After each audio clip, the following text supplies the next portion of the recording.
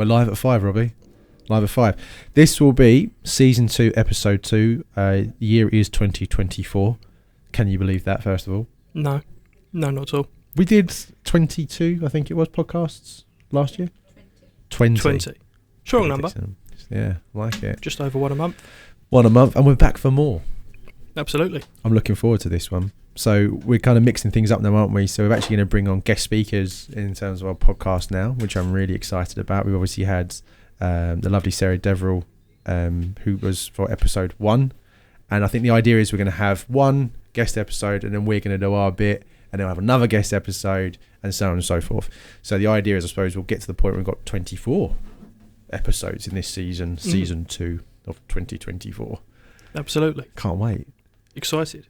Well, look, this time we are talking about a subject that both of us actually said, why didn't we do this like a long time ago, which is all around the efficiencies and actually the focus on candidate experience when it comes to interviewing, what that kind of means, why it's important. And it's ultimately what we've built Northreach all around, right? Definitely. We kind of sat down with Devriti talking about topics and what we can do, and this came up and we all kind of looked at each other like, this is probably should have been the first episode, really. Light bulb. Yeah, light bulb moment. It's just such an important part of recruitment, no matter how big you are, how small you are, what stage you're in.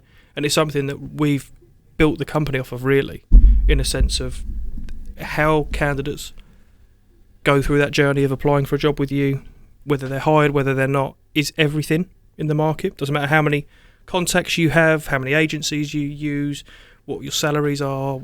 If your candidate journey is poor, that's the only thing that matters. Yeah. So yeah, it was kind of quite an obvious topic for us to talk about. Yeah, but it's something that we can share a lot of success stories, some horror stories, and we won't name names. Unless you've been really bad. yeah. Yvonne might need to bleep some things there. But yeah, it's just to kind of talk about what good looks like and how you can kind of get there and why it's important. I think this year's actually, in hindsight, it's quite a good time to do this because, as we know, we've been talking about the world of startups and growth companies, and that's kind of the vibe and the kind of customers we tend to work with. We've definitely seen that has dwindled a little bit, and that's because economic climates, the funding isn't just basically as freely available, as easily available as it was 12, 18 months ago. So companies now thinking about, right, so what can we do better to engage, attract and retain the best types of talent? And I think this step can get overmissed quite quickly and easily. It's very easy to overmiss this step when you're scaling at pace. So, you know, if you take, for example, you need to hire dozens and tens of people at any given kind of point, it's quite easy to think, well, we just need to hit the number, just get them through. But that's fine if you're busy and there's a plethora of kind of candidates about, but when the market's a bit tighter, people are a little bit worried about moving. Funding, as I say, is down, so there's not as many opportunities, but people are still moving. They are being more conscious about where they're moving to. So companies are now got to do a much better job actually selling their secret sauce. And that all comes down to how that candidate goes from point A, which is, I have no idea who you do, to actually, okay, now I'm interested in the company, I'm interviewing, I've got an offer, I'm starting, that whole candidate journey. And that's what it's all about today. Yeah, definitely. And I think, like you said, it's so important at the moment because there's such a multitude of different factors that are going on when someone's looking at a job. And because it's such a global workforce that we're looking at now, and even with things we've spoken about in last season in terms of how AI is affecting journeys and different generations, all the kind of big talking points, it's quite easy to get kind of blown to one side in terms of just keeping it simple, in terms of, okay, number one point of what makes the process great is just communication. Yep, hugely. And I hear this a lot, and you see it a lot of, we review every application.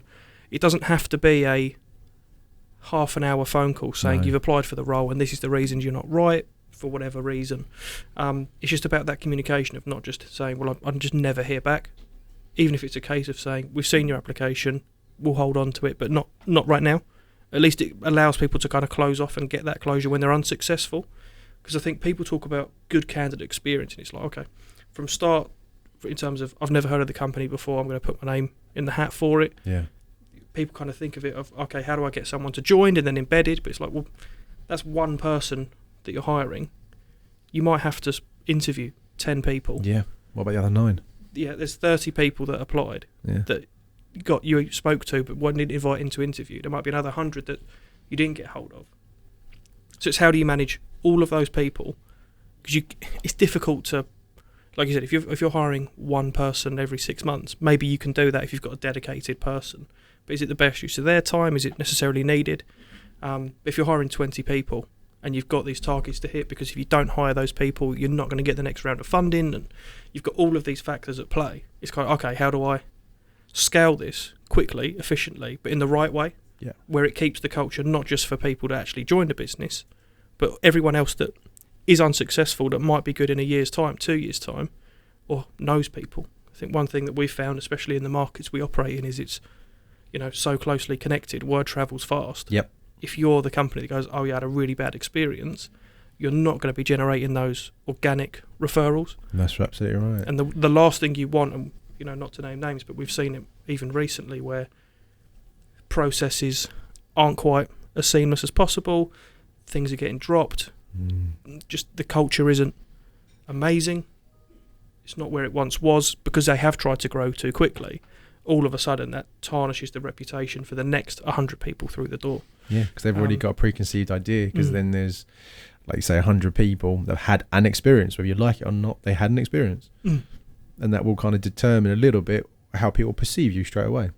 Yeah, and sometimes it's such an easy fix early on. Yeah, it is. When you a lot of these things are always great to say in hindsight because you've seen the issues and how it unfolded, but a lot of it's just around putting things in early so that you don't have these issues arrive later. And what are you talking about there? So like, what kind of things can people do early? So I think number one is some sort of, when we talk about automation, some sort of automated system where it just replies when people actually apply. Yeah. Just acknowledgement goes such a long way, rather than people kind of getting left by the wayside of saying, well, I never know if they even got my CV, I never heard from the agency again, I got invited to an interview and then nothing happened. It's just those consistent communication blocks of, okay, if we're ruling people out, just let them know. And it doesn't have to be this personalised message to every individual, but just acknowledgement of saying, we've seen it, just not right now. You said the word closure. I think that to me has always been the big part, no matter where you are in that process, just to let them know it is happening, it's not. And I had this quite recently, they just don't know yet. We put the roll out, it might have just been a bit too early. Really, the managers are on holiday, the things are going on internally, whatever. So we're just putting on hold and giving people a bit of like a steer on what's going on. That goes a long way, because at least then no one can turn around and say, well, they completely ghosted me. And it's like, well, nothing's happening, but nothing's happening. So that's the feedback ultimately. And that, it's not the most positive thing you can say, but it is clear. And that whole idea of for the candidate, at least their experience is, well, at least I know where I stand. And that's all you want, particularly if you're getting people in for a face-to-face and they're paying money for travel and time off work, for example. If you don't give them a good experience, that is resentment that can be built from that immediately. And if they are a good candidate and they don't take it and they are talking to their friends, they will not refer you. No. Simple. So you're right. It's twofold, isn't it? It's almost like the immediate candidate experience, the person you're engaging with, is super important, but companies need to do a better job pipelining this year in terms of candidacies. And you're not right now, but you might be good for the future. But if you're giving individuals a bad experience today, good luck. Yeah. When you do need them, because they won't take you seriously. Yeah. So yeah, I think it feels quite a harsh way to think about it, but it's true. But on the flip side of the coin is like you say, actually it's quite simple. If people apply, make sure that you acknowledge the application. If it's been a period of time and you can determine that yourself, anywhere between 48 hours to a week or whatever is probably acceptable, that's when you're going to get your feedback. This is why we are looking to interview or not.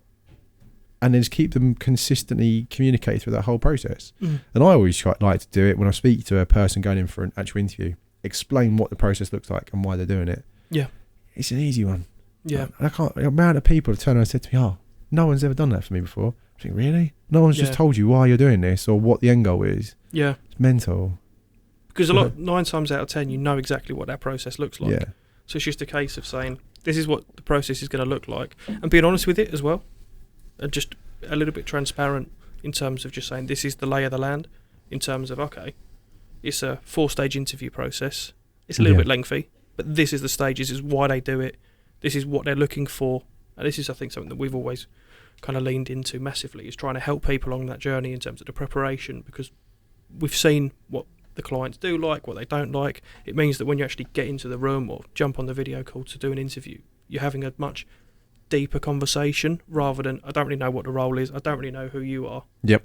And you're having these kind of half-assed conversations, basically, of trying to figure out where each person sits, when really you just kind of want to go straight into it and who actually is the person I'm meeting. Yeah. They already kind of know what we need to do. We'll ask them the technical questions, but really the interview is about the culture fit, how they actually can perform in the role with the rest of the team. Because otherwise you just get AI to go, based on this job description, this CV, they match up well enough, there's a 95% match, just hire them. Yeah. But as we know, the best CVs aren't necessarily the best people for the company and for the role. Definitely not. I've placed plenty of people that have got awful CVs, like terrible. You know, you just wouldn't send them out. Yeah. But they're the best people. Yeah. It's just like, yeah. And then I've placed equally some really awful candidates that turned out to be just bad human beings for one reason or another, but their CV looks absolutely incredible. Yeah. Because they're arrogant, or they're just like, they're not a good collaborator, or a million other reasons why a human cannot be good at a job sometimes. And you can't dictate it by a piece of paper. You really can't. And I almost kind of look at people who do that thinking, you've got way too much time on your hands, man. Honestly, you want to sit there and actually read word for word every single CV that comes through your door, and not just talk to people, actually engage. You got to ask yourself some questions there, I think. Yeah, definitely. Especially for junior roles and entry level roles as well, because, you know, I think about when we've hired me, for example, coming out of college without kind of knowing what I wanted to do, really. I don't think many people wake up and go, I'm finishing my A-levels or a degree in sports science. I want to get into recruitment. They didn't do that, no? That was not part of your life journey. No, it wasn't. I can't say it was. And I don't really believe people when they say it is. I think it's a couple of years ago, I think it was a lot more mainstream. I think it was cool to be a recruiter a few years ago. It seemed to have been. I've never thought about it being a cool job. Ever. And like you say, we interview people here, and I really want to get into recruitment, and I'm thinking, why? Yeah. Like, don't lie to me. Just don't lie to me. And it's like, oh, I really want to help people. I'm like, oh no, it's the worst answer, because you are helping people get a job, but the actual mechanics of what we do is not. You're not going to get much reward out of the feel of placing someone in a job. Is quite transactional, really. It's an important part of the puzzle, don't get me wrong, but if you want to help people, then there's plenty of hospitals and councils and, you know, loads of other kind of places you can do that. But equally, people are entitled to their opinion about what that kind of looks like. Yeah. So, but where I was kind of going with it, I know we kind of went off on a bit of a tangent, but ultimately, it's when we're junior roles, entry level roles, especially when they're people skill focused, it's just a case of kind of going, I can see what you've done and where you've been, and more academically how you've kind of applied yourself, which is one part. Yep. But really, it's like, I just want to get to know you and what makes you tick, because those are the important skills that you just can't quantify on a CV. No, and that works both from a candidate and employer's perspective, doesn't it? And I probably won't name names, but we've definitely seen it where clients will go, I've seen it for 10 minutes, I hire them.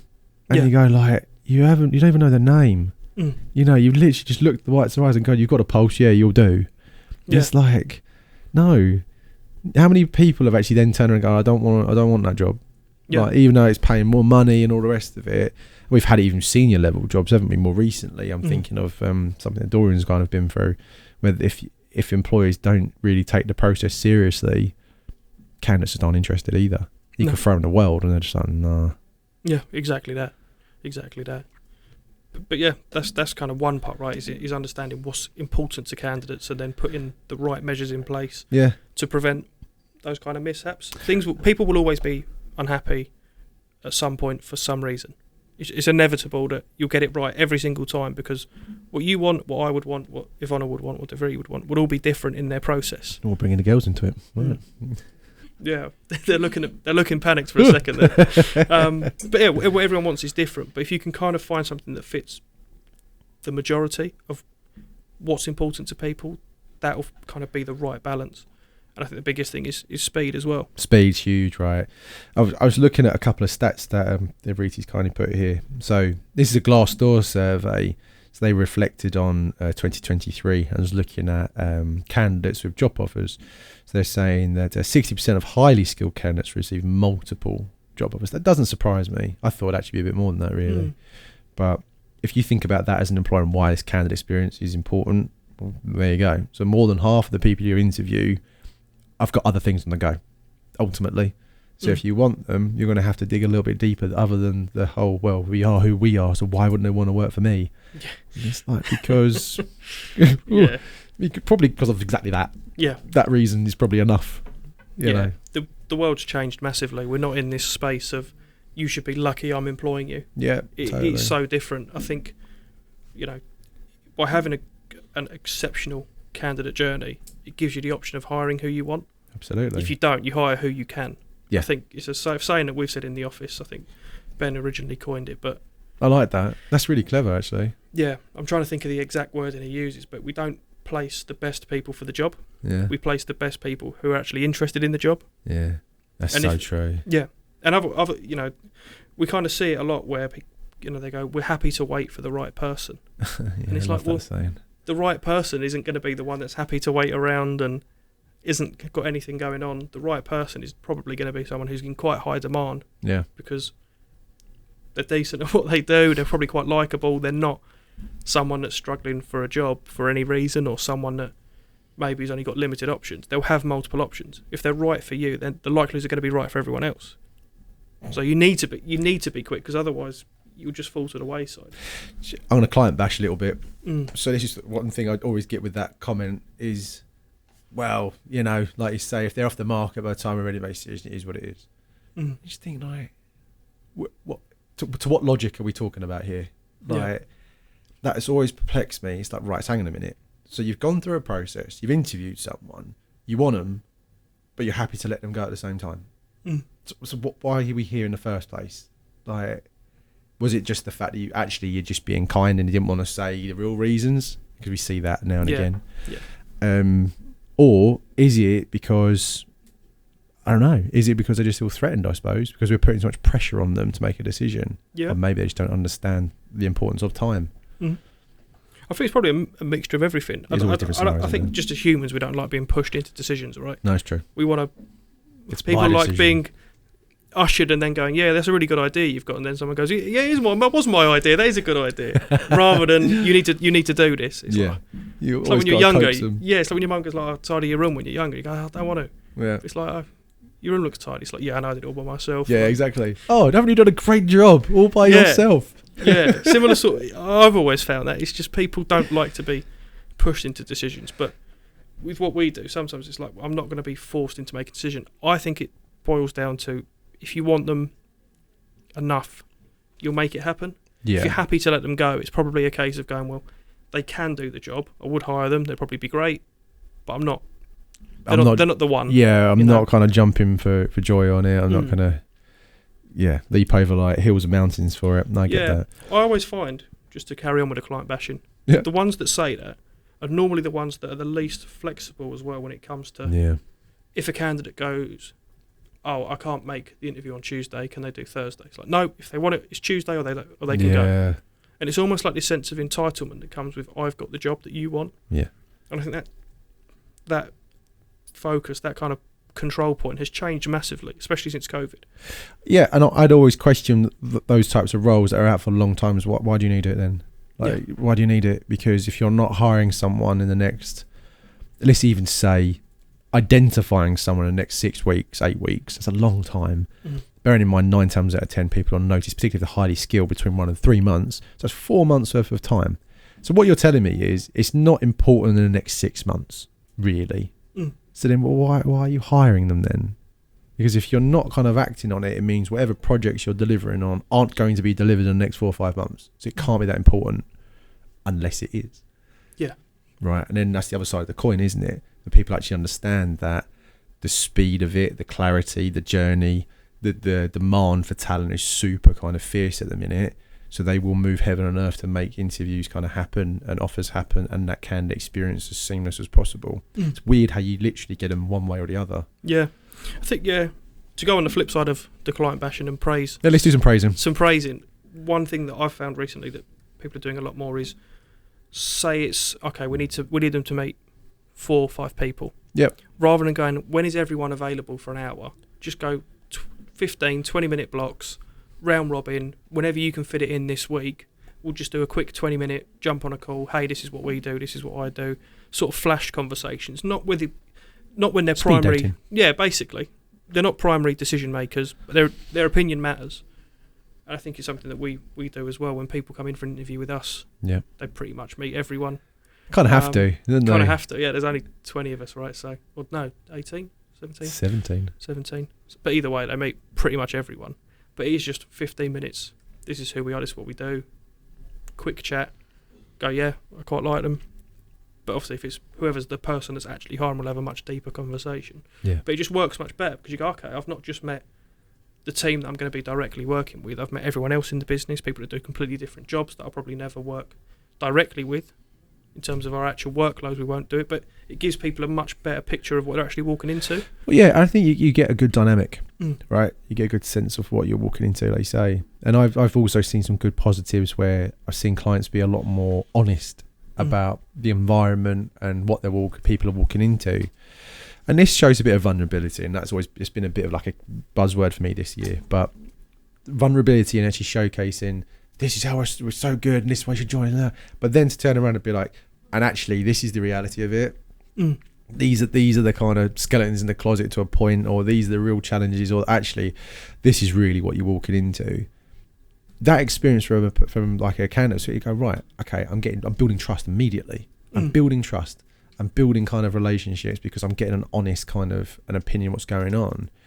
I want to see loads more of that this year from companies, because I think if this idea that highly skilled people they've got more opportunity this year, we're only going to see more of that because no one's hiring as much as they're going to last year. So they're going to be fighting over that top talent still. So it means if they are highly skilled and sought after, they're going to have more opportunity. It's kind of where I see it.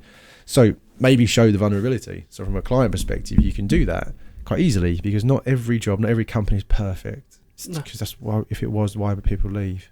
Yeah. They wouldn't, right? As long as you paid them well, gave them everything, why would you ever leave? So there's always nuances, there's always change. So bed into that. Go, yeah, we are changing, we're adapting, we've done things right, we've done things wrong, this is what we've learned, this is why you're here. Yeah. I think just building that part of the story as well, rather than just the kind of rose-tinted glasses approach, is a really quite a powerful thing that I've definitely seen a bit more in the past 6 weeks. Yeah. 2024. Yeah, definitely. It's certainly something I've noticed as well, and it's so refreshing to see and hear it. When you speak to a candidate after the interview and they go, genuinely was a really refreshing conversation. It wasn't, we're an amazing team, we're like family, which by the way, no one is. Stop using that word. Makes I hate that physically word. Sick. Yeah, me too. If someone said it the other day and I was like, I was like, no, stop it. Yeah. No more. I think it was said in jest though. Was it? Yeah, I'm pretty sure. Yeah, I don't like it. Yeah, I don't. I don't want to, I see my family at Christmas, let alone every day at work. It's too much. But yeah, it's just like having genuinely refreshing conversations where it's like they were just honest and said, do you know what, this is why we're hiring this role, because it's just absolute chaos. Yep. We just need someone to bring it all together. We're doing really good things, but just bring it all together in a way that makes sense, because at the moment we've got someone going that way, someone going that way, they're all facing different directions. Just bring everyone together and pull all in the same direction. That's all we need. So this is why this role's even been created. This is the challenges that you're going to face. This is what's going to come out of it. And you go into it going, wow, okay, I know exactly what I need to do. It's all laid out. It's quite clear. It's concise. And I'm not going to walk in thinking, lovely, this is a really good team where everyone gets on and everything, all great things are happening. It's going to be, an easy ride. And then you get in and it's not. It's on fire. And you're going, well, this isn't quite what you told me. Yeah. Or it might be, it doesn't even have to be business problems of saying we're hiring this role because we cannot get X, Y, and Z right. Actually saying the issues are more related to team dynamic, or we've or just a pure gap. Yeah, not to name names again, but we've had one where they said we're hiring this person because the team are doing really well, but their morale's completely in the gutter. They're Okay. working 2 hours overtime a day. We're losing people left, right and centre just because they've not got the right leadership Right. in place. They just need a pick-me-up. We're going to hire, 2-3 people to split that workload. But while that's one thing, there's already a team of 15 people here that are really not in a good place. And we've identified that. We're going to be really honest with the manager and say, this is what you need to do. You're here not to improve efficiency. You're not, keep them doing what they're doing. Yeah, keep it efficient. Keep it efficient, but just cheer them up a bit, basically, because Build they're them really around. struggling. Lack of direction, Yeah. like you say. You could just be a lot of people in that situation. That's a real role. It's a real role. Just to have a good leader. Yeah.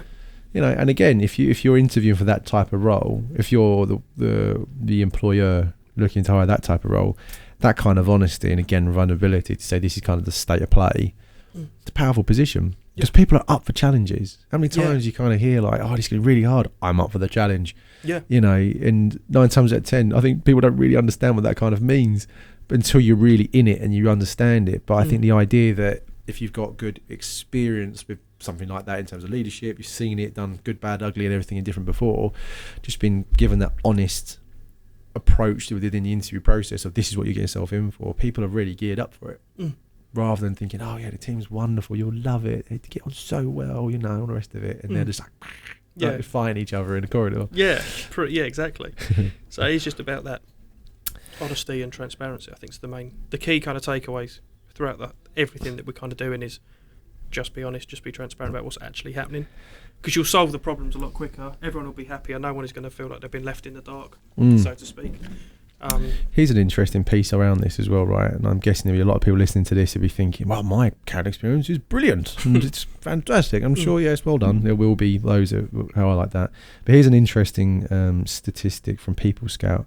And it's talking around the understanding and the importance of candidate experience, revealing that less than 2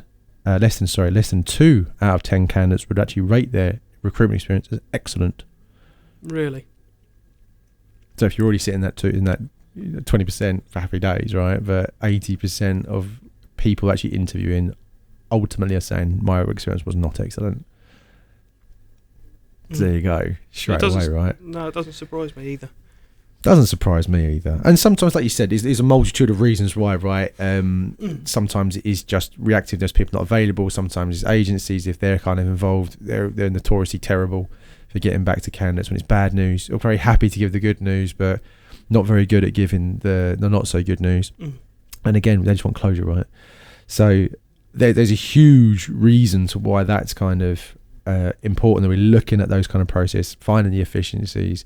And again, there's going to be people argue this and go, well, we're doing it as fast as we can, but other things are important.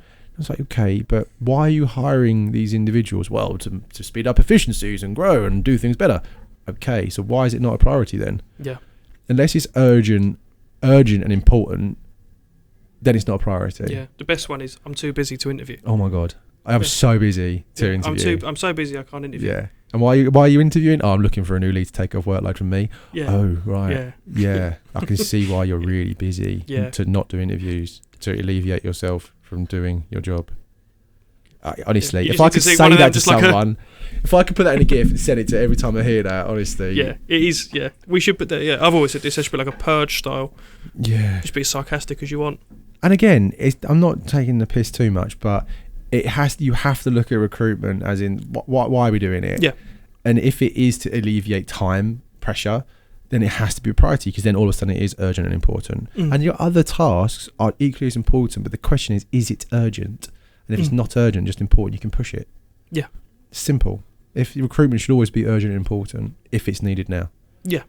If you're hiring because it's a nice to have, yeah, and it's gone, okay, we don't need this person tomorrow, but we will need them in a month. You can go, okay, fine. Take a longer process. Yeah, take a longer process, no problem. Make it clear from the get-go and say, look, this isn't like we need to hire now. Yeah. So if someone is passively looking, that might suit them as well, because you're going, okay, well, if there's not like a mad rush to get it done, it gives me a lot of time to do research and speak to people and fine. Get a proper feel of the company before a start. Just remember, you take too long, the ones you interviewed first of all won't be around. Yeah, absolutely. So that's the game they're playing, isn't it? If you want to take longer, just don't expect people to take... Mate, So I had it the other day where a client emailed me out of the blue, I haven't spoken to in ages, and they said, "Oh, you sent me some CVs 6 months ago. Are they still around?" I was like, "Well, probably not."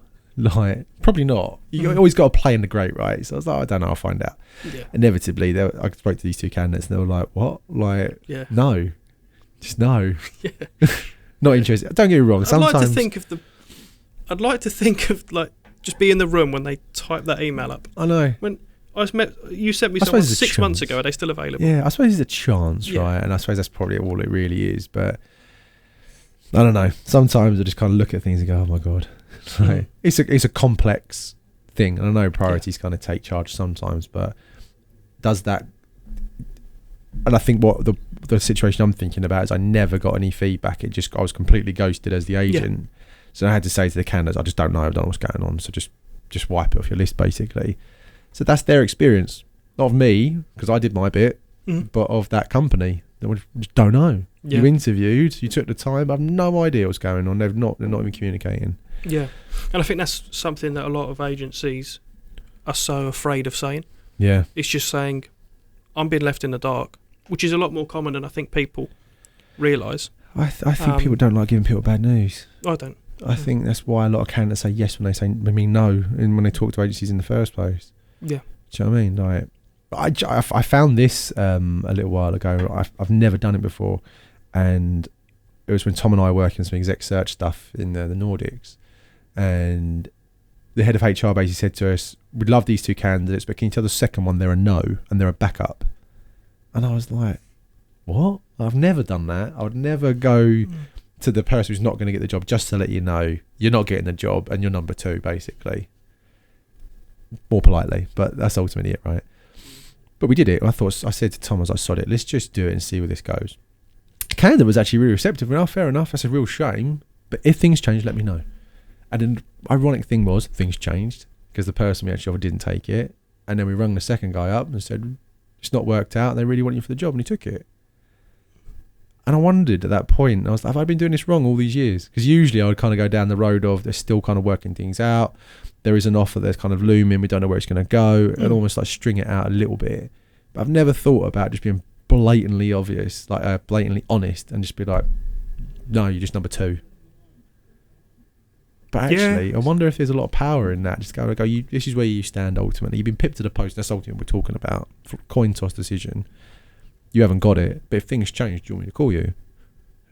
Unless you've got a massive ego, would you say no? I don't know. Either way, it worked for me. I was just thinking in my own head, how would I take that? I think at first you probably be quite deflated. Yeah. Because it is a hit to no matter what way you cut it, it's a hit to the ego. But I think it's probably one of those where you go, it's a real shame. And I think depending on how interested you really were, that would then depend on if you'd go for it. Yeah. I think if you were going, okay, well, they're not my first choice either. Because also that candidate could have gone, actually, they're my second choice. Yeah. I'm probably not going to take it if they offer me because I want this job. Yeah, I've got something else, yeah. And then if they go, look, really sorry, you've not got that job, it's like, well, okay, I'm number 2. But they're also my number 2, so let's just settle. Yeah, it's true. We'll both go second. Yeah, yeah, we'll both just take our second option, and then we'll both be happy anyway. Yeah, it's an interesting one, isn't it? Yeah, I really enjoyed that. But I think that could be a cultural thing as well, though, in terms of just possibly they're quite abrupt in terms of the communication I used to have with these guys. Brilliant, but it was very direct. So I think I just used that. Ultimately, at this point, it felt the right thing to kind of do. Yeah, because that's just the UK culture in general, right? It's around it. Dance around the point. Yeah. It's like even saying bye. See you later. Right, I better be off then. Yeah. And then the slap of the legs, and then you sit down for another 10 minutes, have another tea. Right, yeah. So no one ever just goes, right, I'm going. See you later. No. It's always like, right, I'm gonna, I better shoot off in a sec. Long it out. Yeah, it takes 15 minutes to leave anywhere in the UK. You look at your partner and go, we better leave soon. Yeah. Was at the time, and then it's like, can't just go, just say I'm leaving. Yeah, I'm out. Yeah. Goodbye. Yeah, that's the problem. We could skirt around the issue too much. Yeah, totally. But I think all of this that we're talking about, it leads itself into positive experiences, right? And I think this is the whole point of this podcast, really, isn't it? Is that we're talking about if you do these things in terms of candidate journey, you take it a bit more seriously, streamline things, you're ultimately going to be perceived a lot better in the market. Mm-hmm. And you're 9 times out of 10 going to have the first choice of who you want.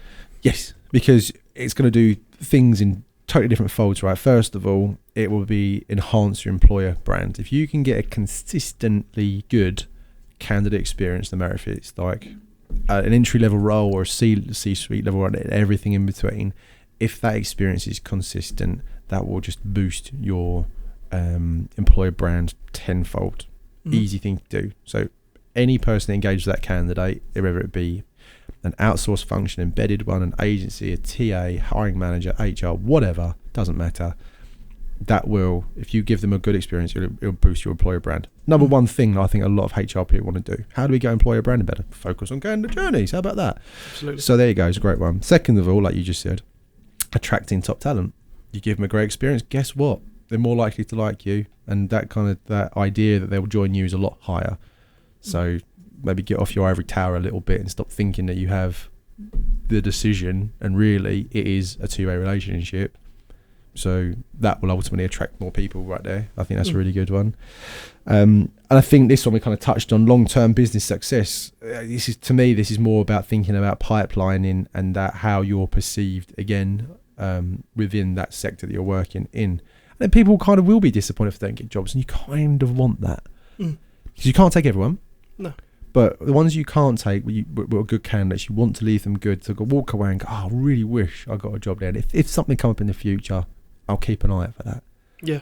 You know, how powerful is that? Yeah. You're not even doing anything in the interim because they're looking out for you. Yeah, I did mention it earlier, but there was a really good example of that recently with one of the clients that we work with, where it was, I'd hired a guy, really good guy, really got on with him. He hasn't got this qualification. I just cannot hire him for this job without the qualification. I'll tell you what, here's my personal mobile.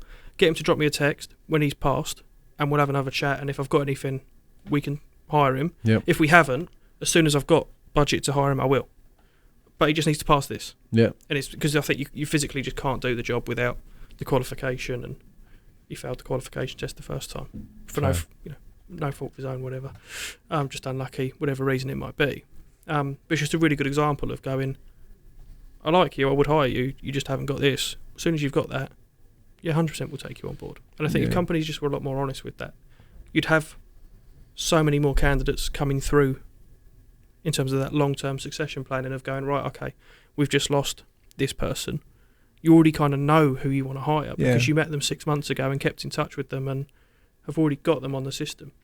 Yeah. You've already got them in the process without them even knowing. Yeah, exactly right. I think that's a really, really good one, actually. If anything... go on, sorry. You'll generate more referrals from people having a positive experience. You'll have people queuing up at the door because they want to work at the company. And I think sometimes when people don't get it the first time round, it gives them that extra want the next time round because it feels like a sense of accomplishment. Yeah, totally. So in review of all those pieces, it just reduces the hiring cost as well. Because like you say, you're giving all this positivity out there into the world, and you're going to get it back in some way. And in one way is like you just said, through different referrals from different angles that you wouldn't have expected, untraditional methods that just notoriously have worked in the past, like using agencies, the gap you kind of call us and we'll help you fill it. But there's so many of these things you can do yourself that why do you need us? Because if you gave them a great experience and they've got a good enough network and you keep in touch with them, then they're naturally going to come back to you in some way. And it might not be the same person, but it could be best friend that you worked with at the previous company, something like that. He just said like, oh, yeah, I had a really great experience. Didn't get the job, but a great company. So I think that's a huge one. And let's face it, what we're looking for here, and it might be an obvious one, is those higher offer acceptance rates. So if we're saying 60% of these highly skilled people, I've got multiple jobs, then all of a sudden you give that good experience, that person is more likely to accept your offer over the other ones that they've got. That's the point. So I think there's so many good reasons to give a positive experience. What about the impact on a lengthy hiring process? We kind of touched on this, haven't we? But I think it will always just boil down to people lose interest. Yep. There's a very fine line, and I think companies sometimes get this really wrong. There's a very fine line between giving candidates a full experience in terms of getting to know the company, and then also going, just overkill with it. Like we've seen it. It's like, oh, they need to meet these 4 people for a first stage. Yeah. And then they come back for a second stage and meet the same 3 people. And it has to be face to face. And then there's a third stage interview where they've got to do an assessment and meet these 2 people. And then they've come back for the 4th to do a final rubber stamp interview to meet with the senior leadership teams. It's like, okay, great. You're giving them a full picture of what they're walking into, but you're actually asking them to do an assessment, 2 first stage interview, 2 face-to-face interviews with multiple people, and then a 4th stage. It's a lot to ask from someone. You need to find this balance of not just going, here's the job description, what do you think? Do you fancy coming on board? Yeah. And people goes, I don't even know what I'm walking into. But then also going on the flip side of going, there's so much you're asking me to do, and I'm meeting so many people, it's almost overbearing. Well, you're kind of going too far of going, like, I don't need to. It's not efficient. I'm not meeting. It's not efficient. Especially meeting the same people multiple times asking the same questions. Well, I think that's the thing. And I've seen this done really well and really badly if you've got multiple people in an interview process. Again, I think it's fine. We do it. But we're quite succinct in it. We do it quite quickly and we try to cover different topics. And I think this is the issue that we see. And I've definitely seen it. And it makes you laugh where some bigger companies I've worked with, particularly banking, do this. They go, you have to have 15 interviews. You think, fuck off, 15 interviews? Yeah. You're telling me you can't figure out if you want to hire one person with 15 interviews, which is what, 15 hours basically? It's an hour a pop or even half that. Just make them work twice. Just bring them in for 2 days. Yeah, just bring them in, you'll figure it out. Yeah. And you know what the ironic thing happens in those 15 interviews? They go, so tell me about yourself. So why do you want the job? And you do it 15 times with 15 different people asking the same sodding questions. So where's the fucking value in that? Yeah. None. And your candidate by the end of it is sitting there going, I think I like it. I had the same conversation with 15 different people in 15 different ways. It's like, why is this necessary? Yeah. Like, it's bonkers. I hate it. I really do. I think it's different if they said, right, it's 15 interviews, but we're going to go through this, through that, blah, blah, blah, blah, blah. And that's why we're doing it. And that will cover every aspect of why we need to hire this person. I can almost get my head around that. Maybe 15. Still 15 if it's 10 minutes. Yeah, and like I say, that 15 could be we've got a coffee morning, an hour that you're going to meet 4 of the stakeholders and just have a chat over coffee, and they're going to talk to you just about the culture, about the place and what we're building. We're going to have another 2 people talk to you more about the technology and exactly what we're doing here, and they're going to talk to you a bit more about that. Then we're going to have a couple of like the people, I don't know, like the C-suite or something like that. They're going to talk to you a little bit more about the vision of the business and exactly where things are going.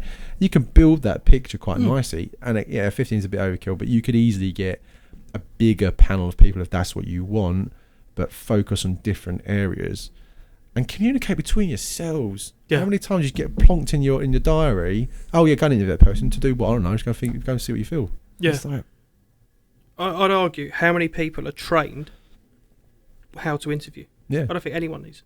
Nah, you're kind of... So rarely you hear someone go, yeah, I've first time being a manager and they've taught me this is how you interview people. Yeah, well, I've definitely covered this topic before, and there is a psychological weirdness around this. So when you're interviewing, if you haven't been trained, all you end up doing is do what was kind of done to you. That's your experience. And like you say, lots of people get into leadership positions with no real training or guidance of what a leader means. It just, these kind of people look at you and go, oh, you're really good at your job. And you can talk to people, so this makes you a leader. So that's how they tend to get the job. And then they're leading. They get paid more money. They've got this new responsibility. They get exposed a bit more strategically. And the first thing they kind of say to you is, so how are you going to lead your team? And you go, well, my experience was this. So that's what now I'm going to do. And then the snowball continues. It's only when someone intervenes and actually says, is it right, wrong, or ugly, or indifferent, and you can evolve. But like you say, no official training. I definitely didn't have any official training.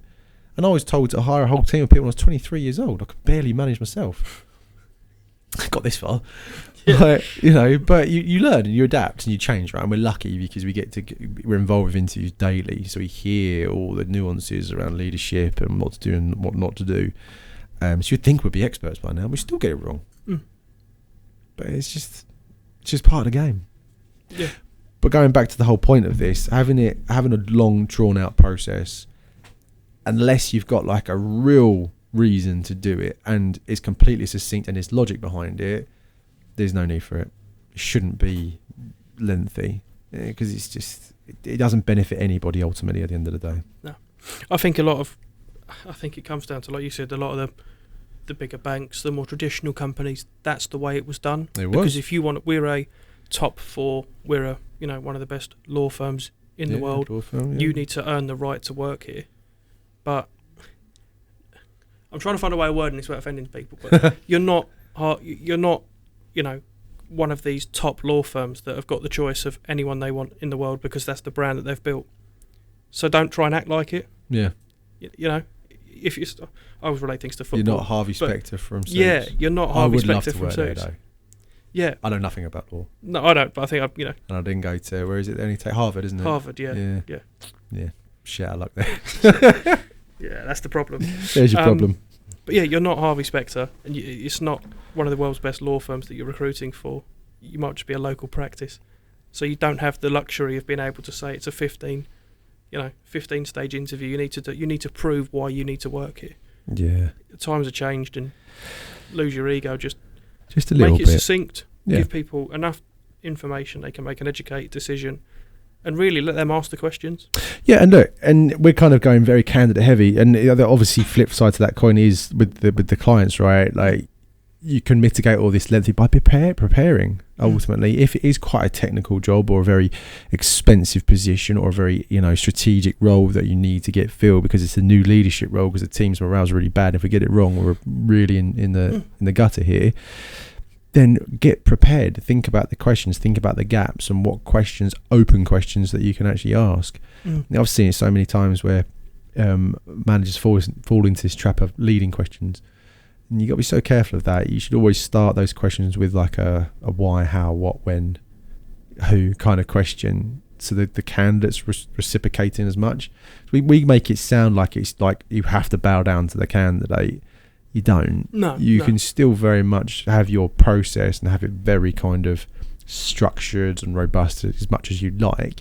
I think our point here is that kind of idea of speed and efficiency needs to work both ways, right? Yeah, I think like you said, we've gone super candidate heavy, but the underlying factor is make it work for you. Yeah. Just find something that is somewhere in the middle that works well for what you need to achieve, the timescales you need to achieve it, and then stick to it. Yeah. It doesn't matter how good a candidate is. If they come bowling in and say, I'm doing one stage interview, and if you want to hire me, you have to offer me the job. Oh God, no, okay. Yeah, you're a highly skilled person. You've got other offers on the go, so we have to hire you. Yeah, no, it's not saying that. It's not that. It's just, this is the process. This is what we're going to do. And being a bit more educated and saying, this is what we're looking to do. Bring some ideas to the table. A lot of times we're asking hiring managers, what are you going to talk about in the interview? Is there anything they need to prepare on? Surely it'd be better to say, yeah, actually, I want to dig into X, Y, and Z on their CV. Can you, let them know so they've been thinking about it. So when they walk in the room, they're already having conversations of kind of going, right, this is what we as a business need. This is what I as a manager need from you. Yeah. Or this is what we need you to do as a leader. Yeah. You're having those in-depth conversations quicker and more efficiently, and you're getting to the actual real stuff you want to talk about, rather than where have you worked, how long were you there for. That's what the CV's there to go. I worked here, this is what I did. Let's now dig into, this is what I'm trying to achieve. What have you done? Where have you done it? How did you do it? How's that going to help us? And then all the stuff that comes along with that of, are you actually good for us as a business? Yeah. And what do you want to know about us to see if you want to take the job here or not? Absolutely, you can sell the source then, right? And it's a really good point. And actually, what I was going to say around that is to keep your questions consistent throughout every person you interview. How many times do you think people do have a different style of interview for the same job but a different candidate based on how they come in, what they look like, what their CV kind of says? I bet there's a lot there where candidates or managers won't ask exactly the same sort of questions because of maybe those stereotypes straight off the bat, for example. Or they look at a CV and go, oh, I don't need to ask you these questions, you've got all the experience. And you think, well, that's what they've written. And I wonder whether if they've written it, ChatGPT, how many people are going to be walking into jobs with a ChatGPT? Yeah. I nearly said resume there. CV, resume. Resume, CV. Walking true. not going, oh, your experience speaks for itself, and they're going, yeah. Walk in on the job and go, so you can do this job, right? Yes. Yeah. Sold. Yeah, basically. Isn't there a stat about people make a decision within the first 15 seconds of an interview? I think that's just in more engagement in terms of people, more holistically speaking. So if you meet somebody for the first time, you can make a preconceived idea of that person within about 7 seconds. 7. It's really quick, and a lot of it is down to how they speak, their tone of voice, eye contact. If it is like a handshake or whatever it may be. Another thing I've seen within interviews, if you're already sitting at the table when the interview walks in, you stand up or not. Little things like that. Leave your coat on. Put your shoes on the table. Surely you've never seen that. I've seen that. Shoes on the table. I swear to God, I've seen this.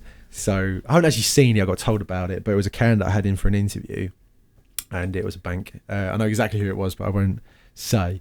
And he walked in with his briefcase, put his briefcase on the table, he's put his feet on the table as well, and he said, I hear you need me. God's honest truth, that happened. He got the job. I was going to say, like, I my reaction was to be shocked, but I went, I actually quite like it. Just literally, in my head, he's got, like, cigar in hand. I hear you need me, like some sort of like detective. Yeah. I really hope he's wearing a fedora. No, man, he did. He was like a software engineer, a very good one. He was very well renowned in the market at the time, and he did. I hear you need me. I hear you need me. That was his opening line. It is poetic. Yeah, he got the job. Yeah, don't try that. Don't try it at home. No. Do not try this Experts at home. only. Yeah. Look, I want to wrap this up because I think we could wrap on about this, but a lot of the context is going to ultimately be the same. So here's some conclusions and some actionable tips I think we could look at for employers. I'll take one, you take one. Should we do it that way? Yep. Right, number 1, set clear timelines. So very simply, if you are going to have a long process, that's absolutely fine, but at least kind of get an idea of why that needs to be long and the topics you're going to cover. But I think the message for us is the quicker you can do it, the more the options you'll have with the candidates you're interviewing. I think we could probably all agree with that. Mm-hmm. Yep, enhancing internal communications. It's exactly what we spoke about the whole way through. Making sure that hiring teams communicate effectively amongst themselves. Make sure that they talk to HR teams, whoever's coordinating the process. Make sure everyone's in the loop at all times. And that's going to help you make quick decisions and unify the approach. So when you're actually putting out offers, you're not having this awkward delay, this awkward, have they signed the contract, what's happening with it? Everyone's on the same page. It's as seamless as possible. Yeah. And then you're started or not. I think, do you know what, on that piece, I think putting timelines on things is actually quite a good thing, particularly when it comes to, here's an offer, it has an expiry time. Here's a contract, it has an expiry date. That, I think, is quite powerful, because I've seen it recently where there's clients that do it, that they'll go, here's the offer, just let us know when you're ready. And you kind of go, what are you doing? Got the contract, just sign it when you're ready. No, absolutely not. You've gone through the process, you've got the offer, you know the money, you've got to read the sodding thing. How long does that take? Make a decision. So be reasonable, but I think put timelines on things, particularly when it comes to closing, when you get to like offers and contracts. Yeah, you should know at that point, right? If you'd like to think so, wouldn't you? Yeah, I always think if you're delaying, it's probably because you're buying time for something else. Most likely. And again, if you're just honest and say, thanks, I need to think about it because I've got 2 other things on the go, and one's that, let's say you get the offer on a Monday, you say, I've got 2 interviews on Thursday that I'm not cancelling, I'm not going to be able to make a decision until Wednesday, the week after. Yeah, and at least you're clear. You go, okay, we can either backup plan or we can roll the dice and hope you take it. Well, at least we can put something in place to know what we're going to do, so we're not left hanging in the dust. At least you know, right? Provide regular updates. So I think this goes both ways, really, but keeping candidates informed with updates in the applications to actually maintain that engagement in the process. And again, things happen, work happens, priorities and other urgent things happen, fair, but let your candidates know.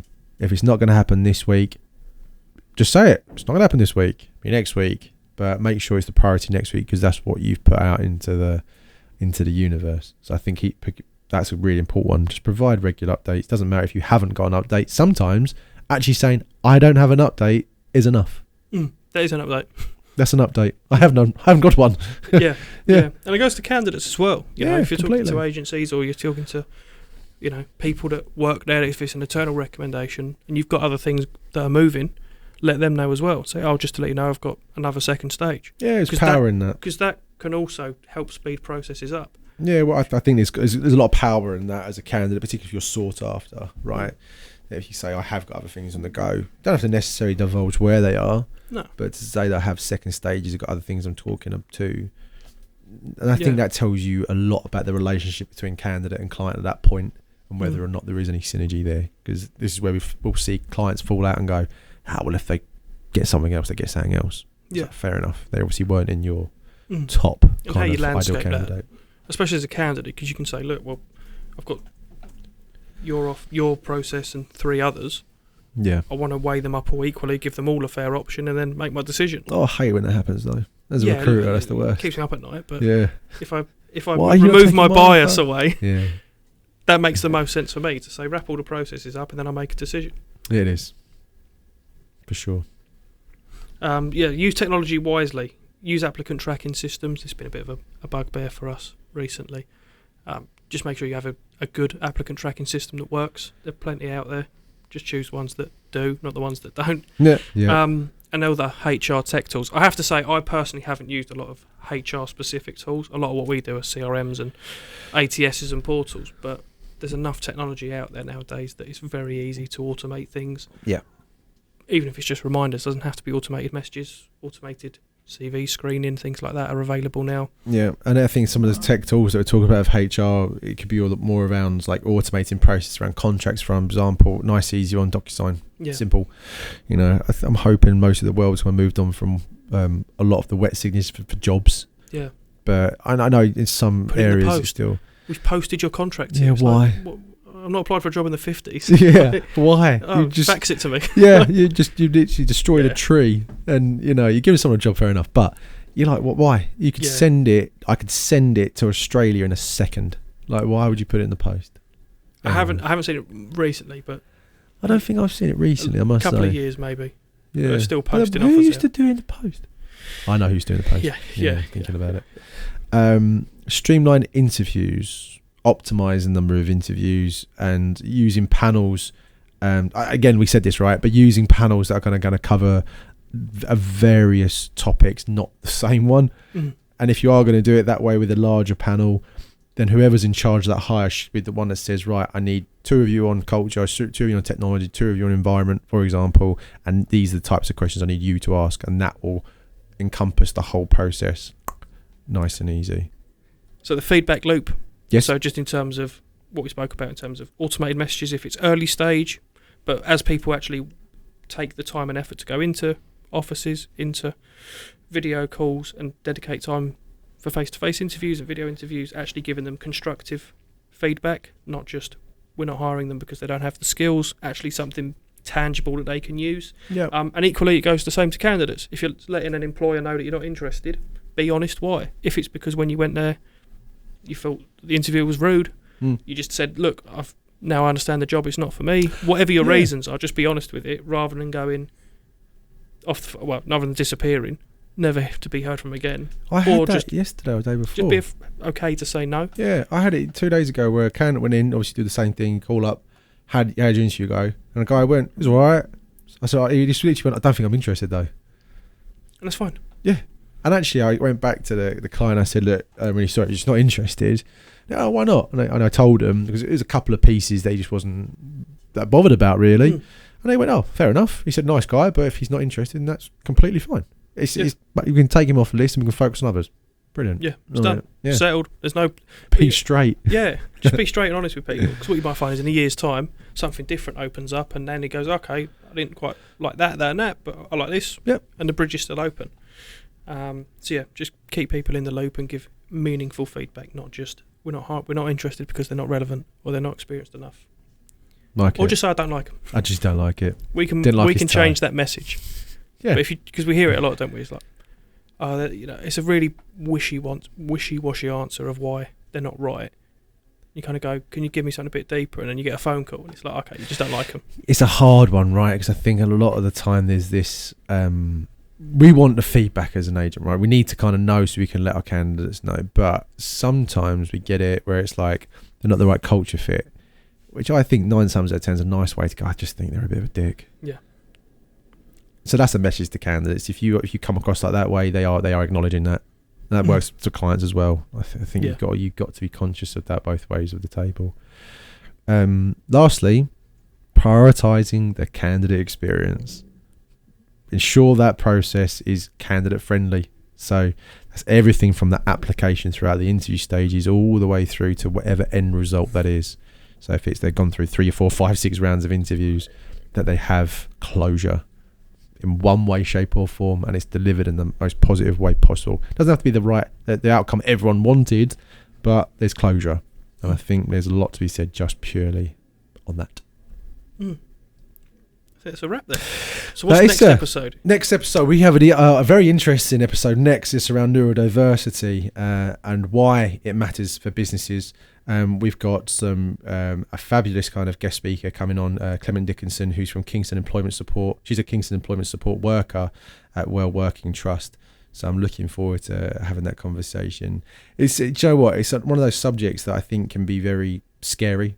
So I'll be very keen to kind of hear what Clem can actually bring to the table ultimately, and the conversation and how that really can affect the kind of workplace. And the other podcast we're actually doing is AI in a more human-centric world, where I've actually got a good friend of mine, Billy McDonald, who's going to come onto the podcast, and he's going to be talking about his views around that subject. He loves AI and how this whole thing is going to work. He's way more knowledgeable than I am in this subject, so we're going to have him on the podcast as well. So 2 new guest speakers, which I'm very excited to have at the Northreach HQ.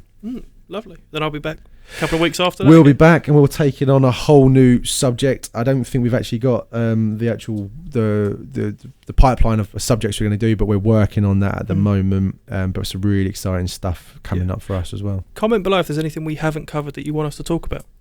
Yeah, recruitment related, talent related, obviously, not just in general. Oh, we could do general. Yeah. Star Wars episode. I'd love to do a Star Wars episode. Anything we haven't covered that you'd be interested to see our thoughts on, let us know. Yeah, no, that'd be awesome. We're definitely getting a lot more. If you've got this far on the podcast, right, like we've got such a stronger following than we had 12 months ago. So any sort of feedback and comments or ideas that you can kind of share, things that we could talk about, absolutely. I'd love to explore that further as well. Absolutely. Until next time, Mr. Blake. Until next time. Thank you, Mr. Bonner. Thank you, Mr. Verita, as well.